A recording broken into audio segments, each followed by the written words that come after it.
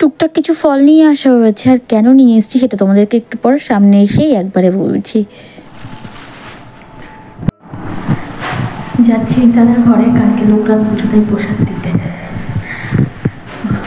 কালকে সকালে পুজো শুরু হয়ে যাবে, আর আমরা তো নিতে বলবো না, যে কারণে ভাবলাম আজকে গিয়ে প্রসাদটা একটু দিই।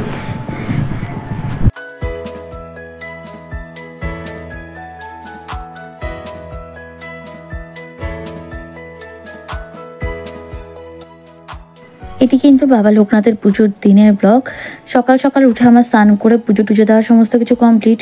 এবার চলে যাব রীতাদের ঘরে। আর তার আগে তোমাদেরকে একবার দেখিয়ে দিই যে এখানে তখনও কিন্তু কনস্ট্রাকশনের কাজ হচ্ছিল, যদিও কাজটা এখন অনেকটাই এগিয়ে গিয়েছে।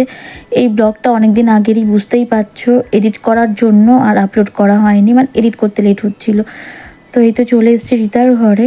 তো যে দেখা যাক যে ওরা কি করছে। আমি তো ভেবেছিলাম সবাই চলে এসছে, আমি মনে হয় লেট, যে দেখলাম না আমিই আগে এসছি। আর এখানে বাবা লোকনাথের দর্শন করিয়ে দিলাম, আর এখানে প্রসাদও দর্শন করিয়ে দিলাম।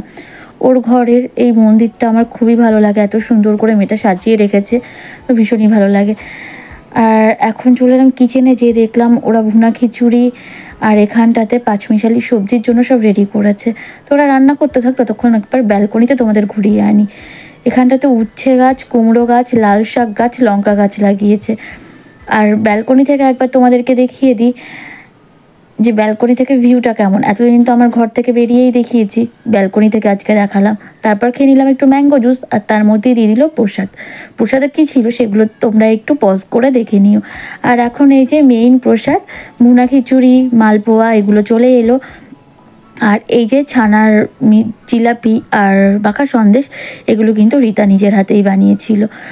তো চলো, ব্লগটা কেমন লাগলো অবশ্যই কমেন্ট করে জানিও। সায়োনারা।